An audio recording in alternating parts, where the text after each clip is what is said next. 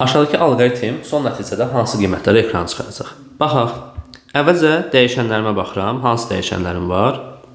Y var, K var və X dəyişənim var. İndi bu dəyişənlər üzrə baxıram hansı qiymətə verilir. Əvvəlcə Y-ə 6 verilir, K-yə 3 verilir. Amma dövrdən əvvəl X-ə heç bir qiymət vermədiyi üçün onu biraz boş saxlayaq bir müddət.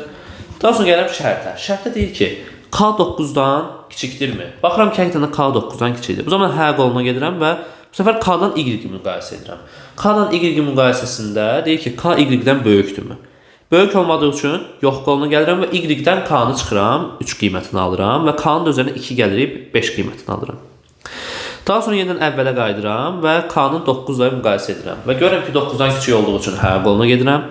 K-nın Y-dən böyük olduğu üçün də yox qoluna, hə qoluna gəlirəm və Y-i bərabər edirəm, Y vurulsun K-ya, yəni ki 15-ə. Daha sonra da K-nın üzərinə 2 gəlirəm və əvvələ qayıdıram. Artıq yenə müqayisədə görürəm ki, K hələ də bizdə 9-dan kiçikdir. Bu səbəbdən hə qoluna gəlirəm, Y-i K ilə müqayisə edirəm və K-nı görürəm ki, Y-dən böyükdür və yenə hə qoluna gedirəm. Hə qolunda artıq X-i bərabər edirəm, Y vur K-ya, yəni ki X-i nəyə bərabər edirəm? K-nın yeni qiyməti ilə 3-ə. 3-ün hasilində, yəni ki 21-ə. Növbəti addımda K-nın üzərində bir dəfə 2 gəlirəm və 9 ədədini alıram və yenidən şərti qaydıram. Artıq şərtdə görürəm ki, nədir? K 9-dan kiçik olmadığı üçün ödənmir. Ona görə nə edirəm? Yox qoluna gəlirəm və X və Y-i çap edirəm. Yəni ki 21 və 3 ədədlərini çap edirəm. Cavab olaraq da C variantını işarələyirəm.